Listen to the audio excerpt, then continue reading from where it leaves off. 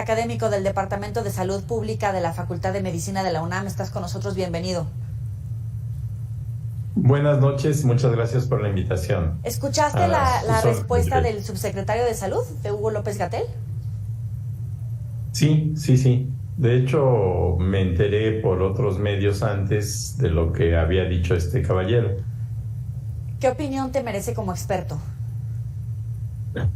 Bueno, yo creo que el comunicado de la UNAM debe de tomarse en el contexto en el que fue emitido como algo, una especie de recordatorio para los miembros de la UNAM, que no bajemos la guardia, que estemos atentos al comportamiento que tiene la enfermedad en esta época. Nosotros estamos regresando del periodo vacacional de la UNAM y también empezando con una nueva generación, un nuevo año lectivo. Entonces siempre corremos el riesgo de que la enfermedad se reactive y que vayamos a necesitar medidas de protección. Pero yo creo que a nivel nacional, en este caso, pues sí concuerdo con la declaración de que no hay datos ni nacionales ni internacionales que nos digan que hay un cambio en el comportamiento de la enfermedad. Los datos nacionales hay que decir que son muy dudosos, no sabemos qué calidad tienen y lo mismo podrían aparentar un incremento que aparentar lo contrario. Entonces, más bien creo yo que es importante que la sociedad en este momento recuerde que estamos todavía en medio de este problema, que hay que estar atentos y estar dispuestos a tomar acciones preventivas en cuanto sea necesario. Claro, decías que son dudosos los datos a nivel nacional, sin embargo en Estados Unidos, según algunos reportes, las hospitalizaciones por COVID-19 aumentaron 12.1% en la semana que concluyó el 22 de julio, en comparación con la anterior, según los Centros para el Control y la Prevención de Enfermedades. Con base en lo que está sucediendo en Estados Unidos, ¿cuál debería de ser la reacción en términos de salud en territorio mexicano? Bueno, es una reacción de cautela. En términos estadísticos, hay que tomar en cuenta que cuando la frecuencia es muy, muy baja, como en la actualidad, el cambio estadístico es relativamente fácil. ¿A qué me refiero? A que si hubiera 100 en una semana y 150 en la semana siguiente, no necesariamente quiere decir que va a seguir subiendo para otra semana, pero aumentó en 50%, ¿no? Entonces, si decimos que hubo 100, pero aumentó en 12%, pues pasó de 100 a 112. Y la siguiente semana podríamos tener 90 o 95 y con estas variaciones tendríamos que aprender a vivir. Entonces, creo yo que sí hay que estar muy alertas, no podemos simple y sencillamente ignorar las señales que aparecen a nivel internacional y nacional, pero tampoco debemos caer en una condición de alarma inmediata pensando que otra vez el mundo se voltea de cabeza. Claro.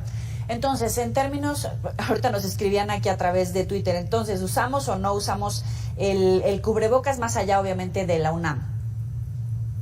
Bueno, yo creo que hay que usarlo en las condiciones que se recomienda en ese comunicado cuando vamos a estar en algún lugar donde hay mucha gente, particularmente cuando se trata de personas de la tercera edad como yo, que podríamos por enfermedades adicionales o simplemente por nuestra edad contagiarnos y tener una forma más importante, más severa de la enfermedad, no menospreciarla.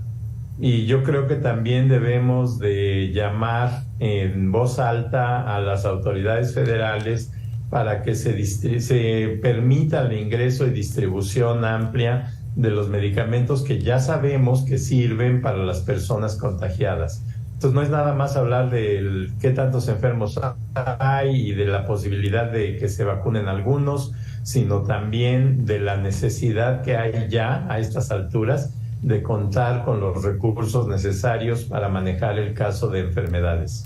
¿Cómo cuáles medicamentos? Porque es interesante este llamado que pones en la mesa. Bueno, hay por lo menos dos productos antivirales que ya se han manejado en todas partes del mundo y que está bien claro que sí sirven para el manejo de los contagios.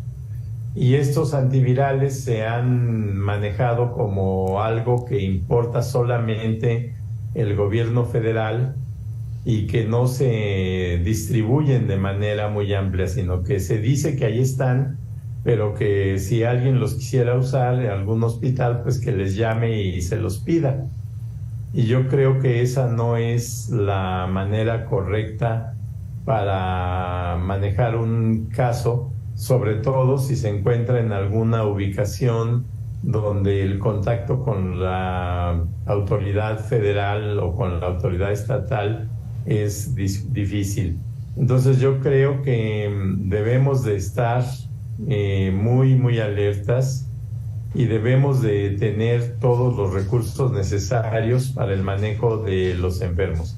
Si recuerdas, al principio de la pandemia no teníamos nada que utilizar, nada que ofrecerle a los pacientes, pero después aparecieron una serie de productos que pueden manejarse, que se le pueden ofrecer a la población. Sí. Y bueno, con eso darles la posibilidad de que se mejoren. Uno de ellos es, tal vez lo recuerdas, el Remdesivir. Sí, claro.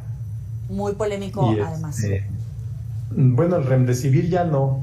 A nivel mundial ya se considera un tratamiento adecuado.